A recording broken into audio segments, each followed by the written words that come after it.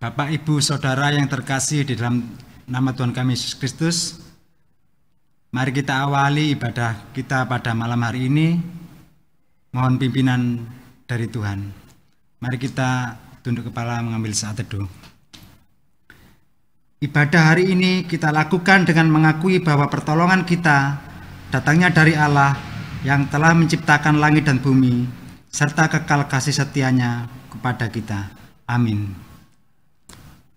Mari kita memuji Tuhan dari Kidung Jemaat 457. Kita pujikan bait yang pertama.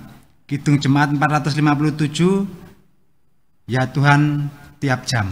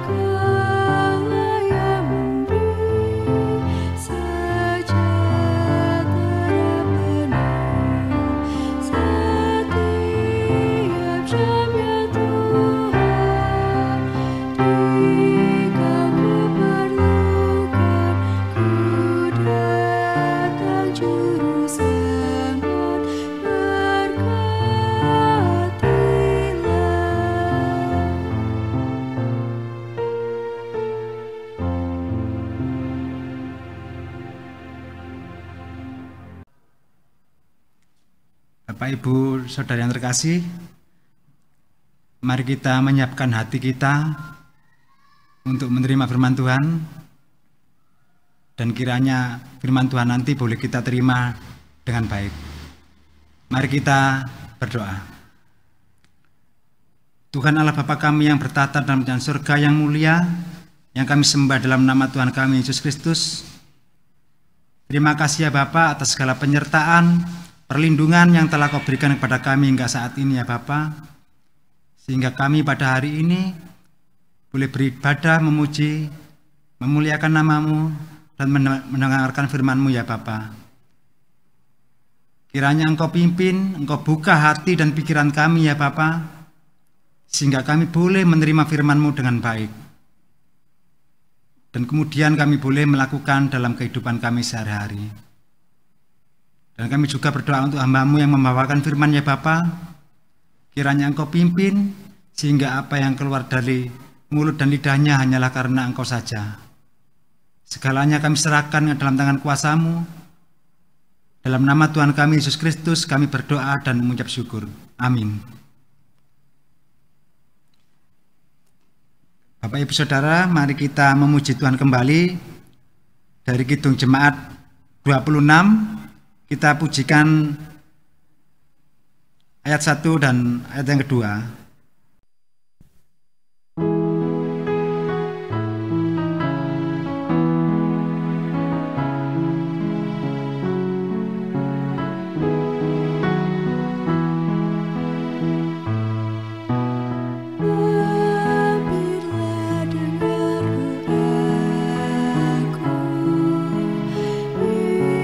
Yesus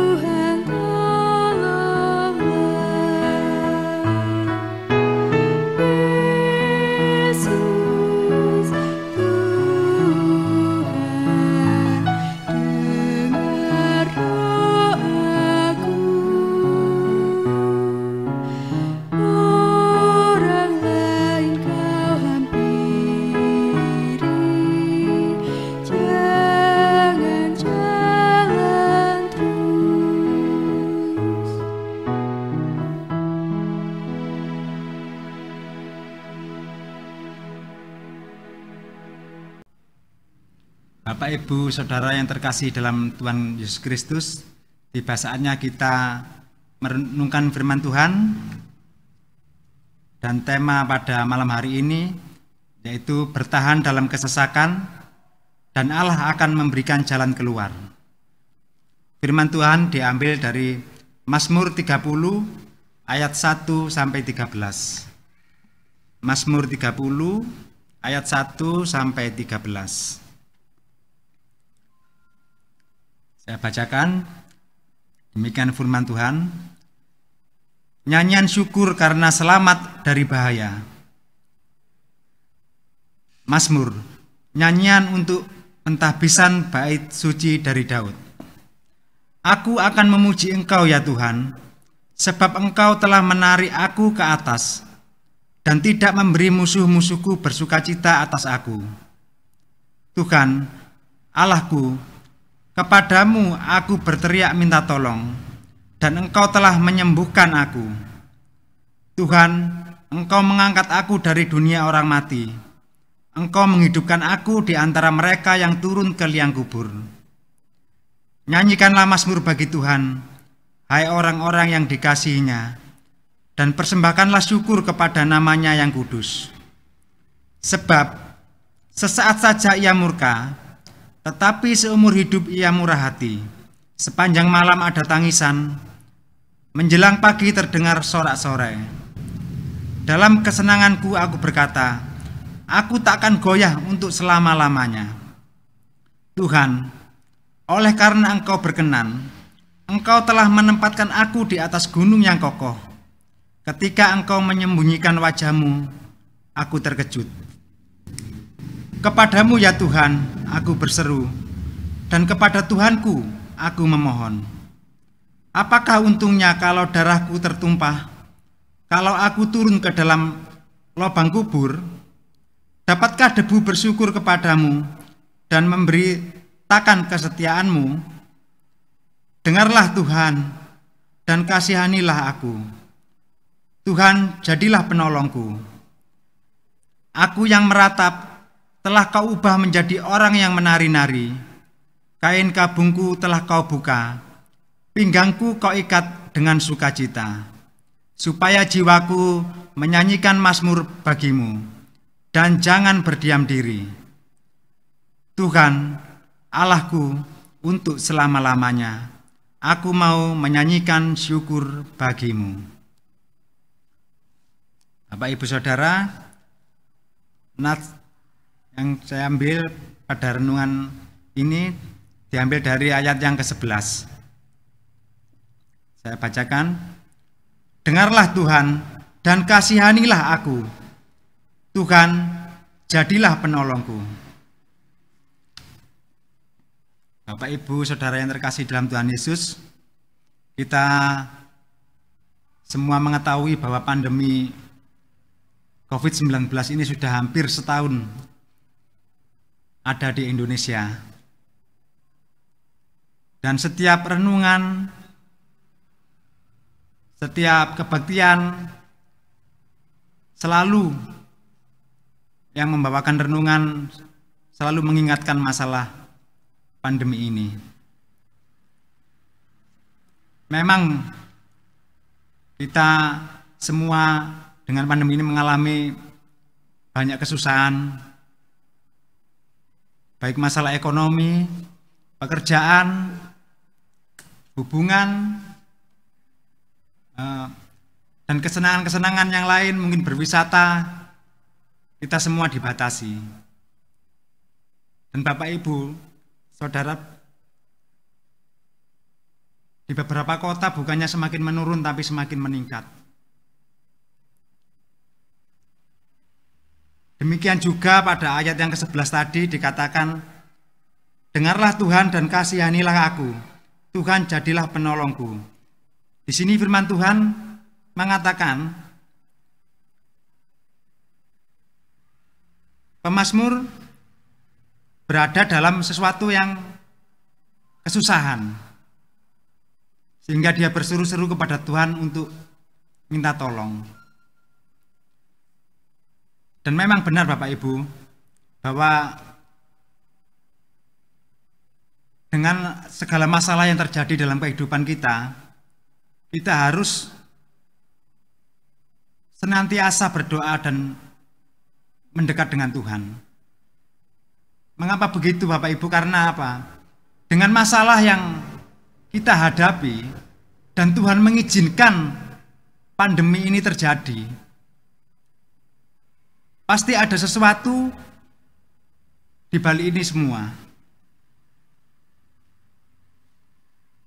Mungkin Tuhan ingin kita semakin mendekat dan semakin tekun dalam berdoa.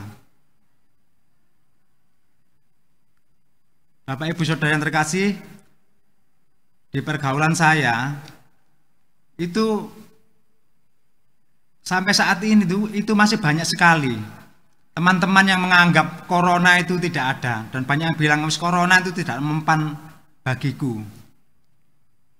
Mereka berkata seperti itu. Mungkin saja terjadi, mungkin saja dia sudah kena dan memang antibodinya memang mungkin mungkin baik, mungkin, atau memang belum terkena. Dalam hal ini Bapak Ibu, kita tidak boleh mencobai Tuhan.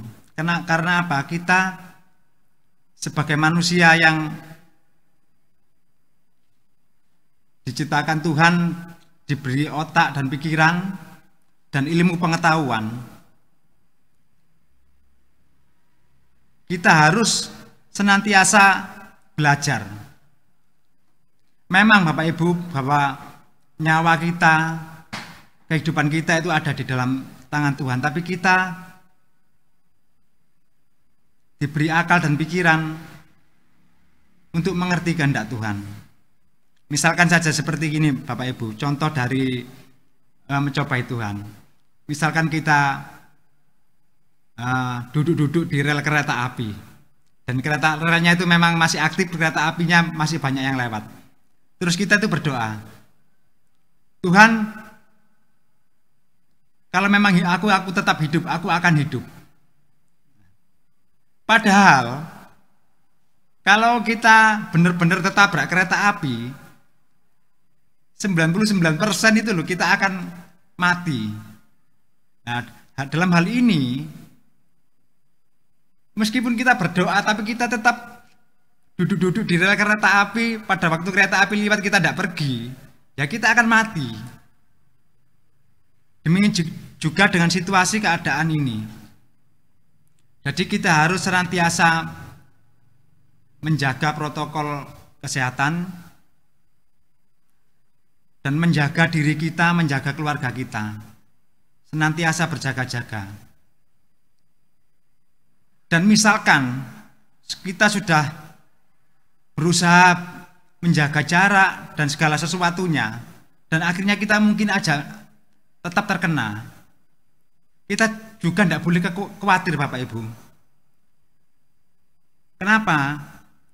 Misalkan kita nantinya itu meninggal karena COVID, tapi kita sudah benar-benar sudah berusaha untuk menjauhi virus ini, kita besok-besok pun juga akan mati. Jadi kita itu harus tidak boleh ada rasa kekhawatiran, tapi tetap harus berjaga-jaga. Soalnya apa? Memang kita hidup ini, kita sering ada orang ngomong bahwa hidup ini aja sekedar mampir ngombe. Ya, memang kita akan menuju ke sana semuanya nanti. Nggak tahu kapan, karena COVID ini atau karena yang lain. Jadi kita tetap berjaga-jaga, dan kita harus tetap yakin Bapak Ibu, bahwa Tuhan nanti akan memberikan tempat kita di surga nanti. Karena apa? Karena dengan kekhawatiran yang berlebihan juga, itu akan menurunkan imun tubuh kita.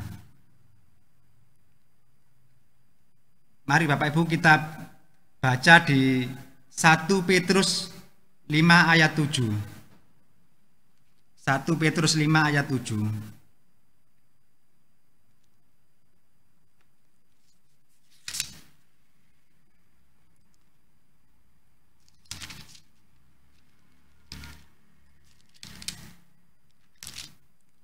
1 Petrus 5 ayat 7 demikian firman Tuhan.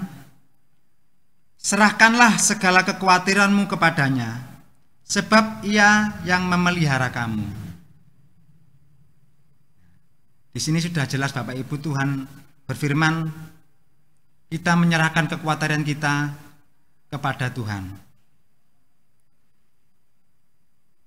Dan ayat yang ke-8, sadarlah dan berjaga-jagalah. Lawanmu si iblis berjalan berkeliling sama seperti singa yang mengaum-ngaum dan mencari orang yang dapat ditelannya. Jadi di sini dikatakan kita harus berjaga-jaga dan harus menyerahkan segala kekhawatiran kita kepada Tuhan. Dan agar kita tidak menghilangkan rasa khawatir. Rasa khawatir itu manusiawi Bapak Ibu ya, manusiawi. Tetapi saat kita khawatir kita harus langsung teringat dengan Tuhan.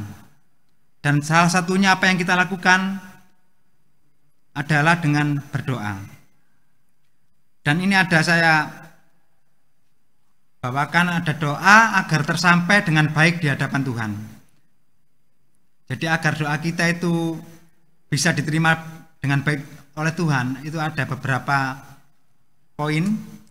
Yaitu di sini saya tulis ada 6 poin, yaitu kita berdoa dengan tulus. Jadi berdoa dengan tulus itu apa ya? Istilahnya itu tidak ada sesuatu istilahnya udang di balik batu. Jadi misalkan kita itu saat ini sedang sakit, terus kita ingin kesembuhan, tetapi di balik itu kalau kita sembuh, mungkin kita akan melakukan hal-hal yang tidak baik lagi. Nah, berarti itu ada doa yang di belakangnya itu ada sesuatu keinginan yang tidak baik di hadapan Tuhan. Jadi tulus ya wes tulus sekedar memang ingin sembuh. Tidak ada sesuatu ingin sembuh terus melakukan hal yang tidak baik. Dan yang kedua adalah dengan berserah. Jadi dengan berserah ini kita itu tidak memaksa Tuhan. Tidak memaksa Tuhan dengan permintaan kita. Memang boleh kita meminta pada Tuhan, itu boleh. Tapi istilahnya tidak memaksa supaya keinginan kita itu tercapai. Jadi kita serahkan doa kita kepada Tuhan dan yakin bahwa Tuhan itu akan memberikan jalan yang terbaik dalam kehidupan kita. Dan yang ketiga adalah sesuai kehendak Tuhan. Nah, sesuai kehendak Tuhan seperti dalam doa Bapa kami, jadilah kehendak-Mu di bumi seperti di surga. Itu mengandung maksud apa yang terjadi dalam kehidupan kita itu harus sesuai kehendak Tuhan. Jadi kita berdoa, tetap meminta boleh, dan memang sesuai dengan kehendak Tuhan, seturut dengan kehendak Tuhan. Dan yang kelima, itu mendatangkan kebaikan. Jadi doa kita itu mendatangkan kebaikan, baik diri kita ataupun saudara atau orang lain. Ini, jadi jangan mendoakan hal-hal yang tidak mungkin menjerumuskan orang lain, mendoakan jelek-jelek bagi teman atau saudara kita yang jelek-jelek, itu tidak mendatangkan kebaikan. Dan yang keenam, Bapak Ibu dituntun Roh Kudus. Jadi kita berdoa supaya dituntun Roh Kudus itu bagaimana Bapak Ibu? Salah satunya itu dengan cara jadi intinya itu kita itu bisa berdoa dengan khusyuk. Jadi benar-benar hati dan pikiran Tuhan itu menyatu, rasanya bisa berkomunikasi langsung. Ada firman Tuhan berkata, jika berdoa kita harus masuk kamar dan tutuplah pintu. Mengapa? Sebenarnya yang terkandung di situ adalah dengan di kamar dan tertutup pintu itu ada suatu ketenangan. Dengan situasi yang tenang, Bapak Ibu, kita bisa fokus berdoa dan berbicara kepada Tuhan. Coba kita misalkan kita berdoa di perempatan jalan, Bapak Ibu ya, dengan kondisi lalu lintas yang cukup ramai. Kita mungkin susah untuk berdoa dengan sungguh-sungguh. Kenapa? Mungkin dari kanan kiri ada suara mobil, suara motor, suara klakson, suara macam-macam. Akhirnya menjadikan doa kita meskipun terucap, tapi kita bisa terganggu dengan hal-hal seperti itu. Kembali Bapak Ibu kepada situasi pandemi COVID-19 yang sudah hampir setahun kita alami di negeri kita ini. Mari kita berintrospeksi diri. Sering mungkin kita mengaca, Bapak Ibu ya, mengaca tentang hubungan kita dengan Tuhan. Jadi coba kita bayangkan, kita pikirkan, kita ingat-ingat hubungan kita dengan Tuhan pada waktu ada pandemi dengan di saat pandemi ini sudah hampir setahun. Mari kita nanti merenungkan, apakah kita itu semakin dekat dengan Tuhan, apakah semakin jauh. Demikian juga hubungan kekeluargaan kita. Di dalam keluarga kita masing-masing, apakah hubungan kekeluargaan kita itu semakin baik atau semakin jauh? Jadi Bapak Ibu, dalam keluarga saya, awal Januari kemarin tuh mempunyai suatu komitmen. Soalnya saya berpikir seperti itu. Jadi kita dalam keluarga saya mengajak anak saya dan istri saya untuk semakin mendekatkan dengan Tuhan dengan cara setiap hari, Bapak Ibu ya, kami itu membaca Alkitab dimulai dari Kejadian. Kami baca bersama-sama setiap hari, mulai setiap satu pasal. Dan memang terkadang itu tidak mudah, Bapak Ibu. Soalnya kami mungkin ada acara masing-masing. Tapi kadang-kadang kita sempatnya 3 hari baru bisa berkumpul bersama. Jadi kita rapel membaca dengan sampai 3 bab. Jadi semuanya itu proses. Kalau kita ngerapel 3 bab itu kita bacanya terlalu lama, terlalu panjang. Akhirnya wis diusahakan jangan sampai 3 hari, 2 hari. Kalau sampai 2 hari tidak ketemu, kita harus baca sendiri-sendiri. Itu mungkin salah satu, Bapak Ibu ya, salah satu yang saya lakukan di keluarga saya. Kenapa? Dengan situasi pandemi ini, dengan Tuhan mengizinkan pandemi ada di kehidupan kita harus semakin dekat dengan Tuhan dan senantiasa berjaga-jaga ya Bapak Ibu ya. Kembali saya buka Alkitab dari 1 Petrus 4 ayat 7 sampai 11. 1 Petrus 4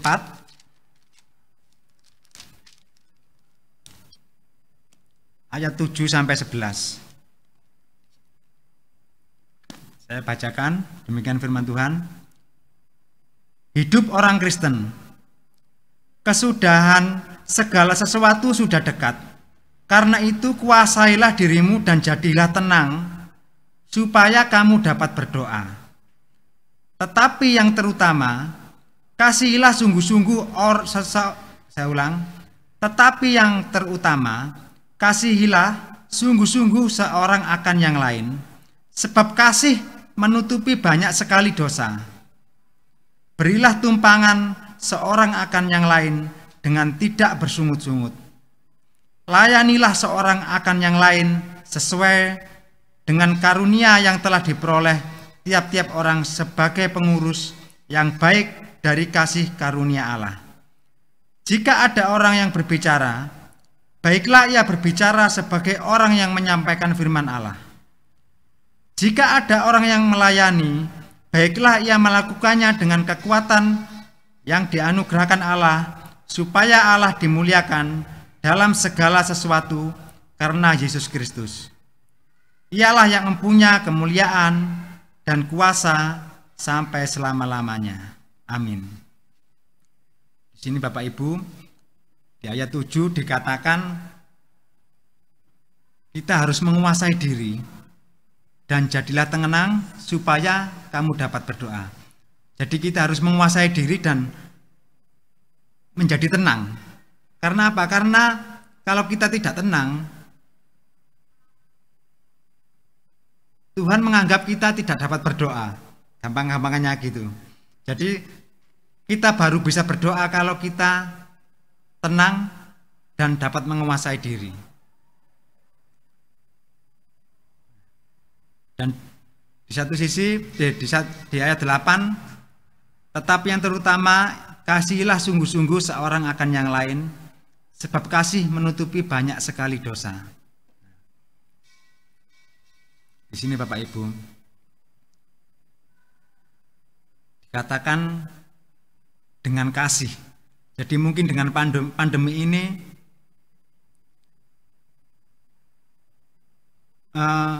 misalkan di antara tetangga atau teman kita atau saudara kita yang terkena virus, itu berbagai macam Bapak Ibu yang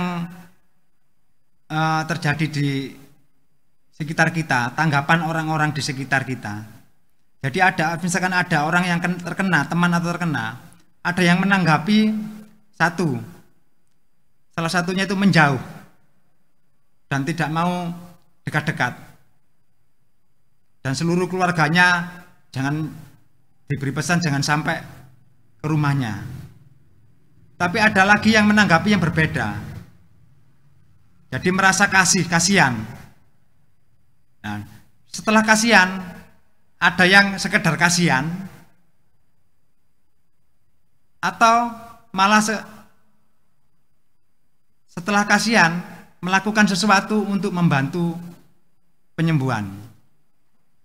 Nah, dalam situasi seperti ini memang untuk membantu penyembuhan, untuk membantu teman atau saudara kita yang sakit, memang tetap harus mematuhi protokol Bapak Ibu ya. Jadi misalkan kita mengirim makanan, ya wis kita kan sekarang itu sudah ada telepon. Hampir semua pegang telepon.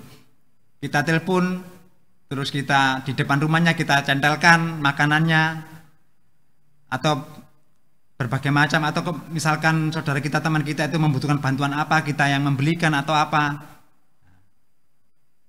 Jadi setiap orang itu macam-macam, kita tinggal pilih Bapak Ibu. Kita hidup dengan kasih atau sekedar kasihan atau semakin menjauh.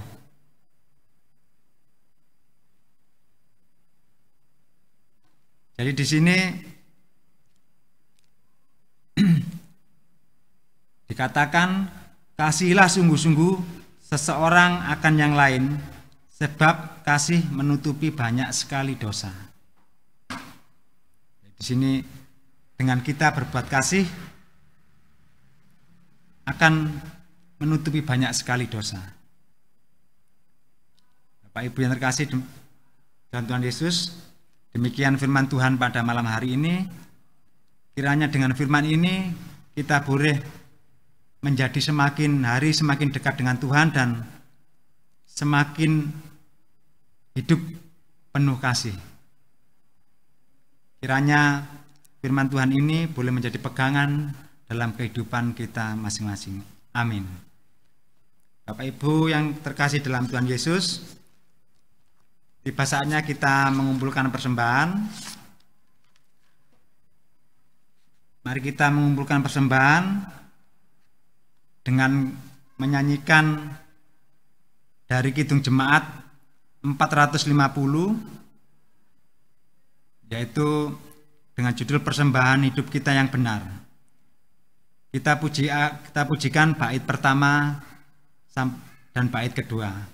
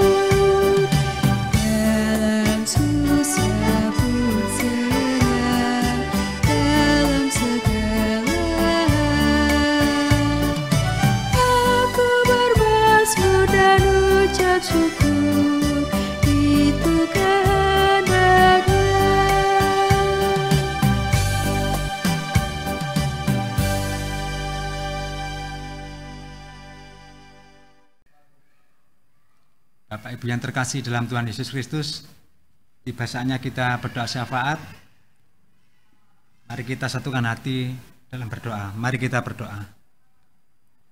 Tuhan Allah Bapa kami yang bertata dalam kerajaan surga yang mulia, yang kami sembah dalam nama Tuhan kami Yesus Kristus. Terima kasih ya Bapa atas firman yang telah Kau berikan kepada kami pada malam hari ini. Kiranya firman-Mu boleh senantiasa menjadi pedoman dalam kehidupan kami ya Bapa. Dan jauhkanlah kami dari segala macam mara bahaya. Jauhkanlah kami dari pencobaan ya Bapa. Dan kami percaya rencana-Mu indah bagi kami.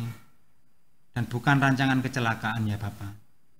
Kami serahkan kehidupan kami, keluarga kami ke dalam tangan kuasa-Mu ya Bapa. Bapa, kami terkhusus juga berdoa untuk gereja kami ya Bapa. Kiranya Engkau senantiasa memimpin gereja kami, baik Bapak Pendeta, para majelis, dan semua yang bekerja di dalam gereja ya Bapa. Kiranya Engkau senantiasa menyertai. Bapa, kami juga berdoa untuk bangsa dan negara kami. Kiranya Engkau senantiasa memimpin, Engkau kuasai para pemimpin kami dengan roh kebijaksanaan ya Bapa. Sehingga apa yang telah diputuskan oleh para pemimpin kami, semuanya hanya daripada-Mu untuk kesejahteraan rakyat Indonesia ya Bapa.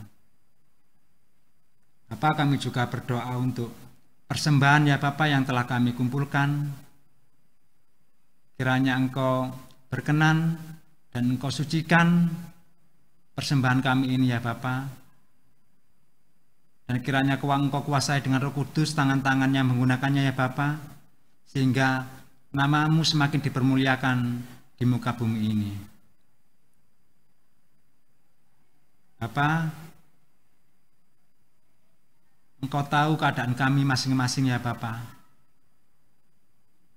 Kami serahkan kehidupan kami, pekerjaan kami, sekolah anak-anak kami, dan yang tidak bisa kami sebutkan satu persatu ya Bapa. Engkau mengetahuinya. Dan kami percaya rencana-Mu indah bagi kami. Dalam nama Tuhan kami Yesus Kristus, kami serahkan doa yang kurang sempurna ini. Kiranya Engkau sendiri yang menyempurnakan. Dalam nama Tuhan kami Yesus Kristus, kami berdoa dan mengucap syukur. Amin. Bapak, Ibu, Saudara, mari kembali kita memuji Tuhan. Dari Kidung Jemaat 413, kita pujikan bait pertama dan ketiga.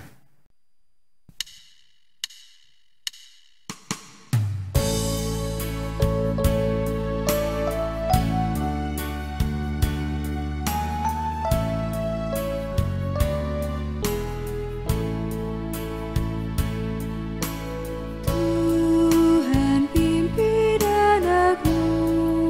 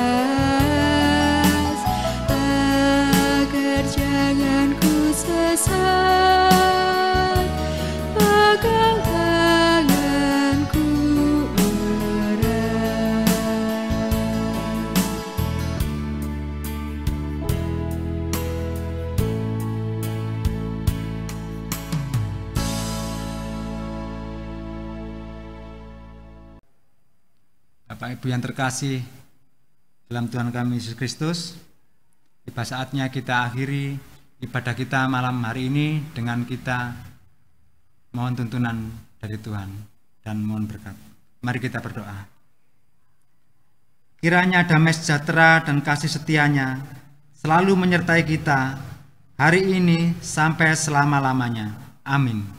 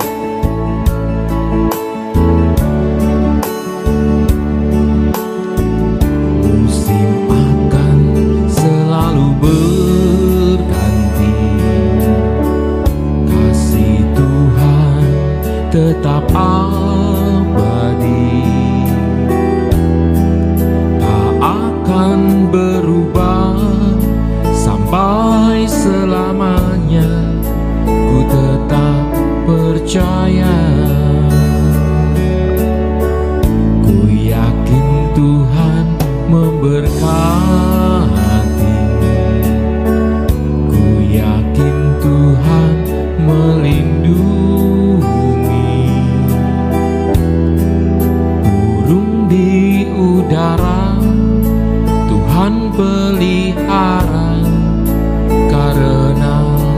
kasih-Nya.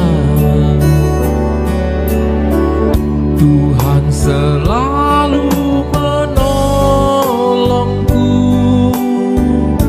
selalu menjagaku.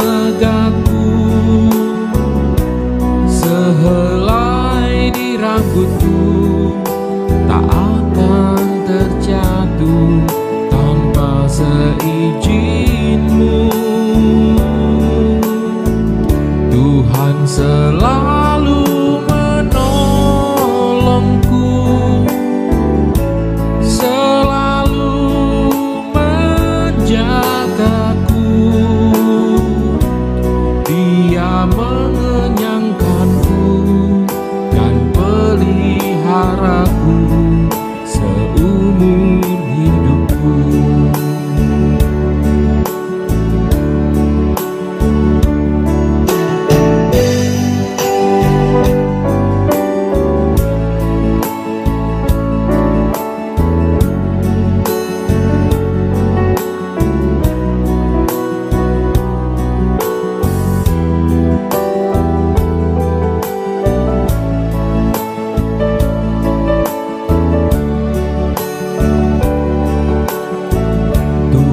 Selalu menolongku, selalu menjagaku. Sehelai di rambutku tak akan terjatuh tanpa seizin-Mu. Tuhan selalu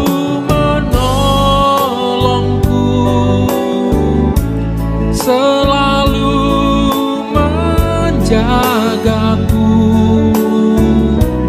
Dia mengenyangkanku dan peliharaku seumur hidupku.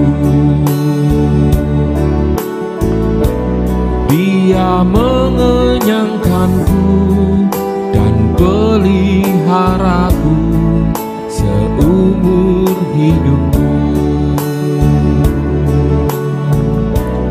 Dia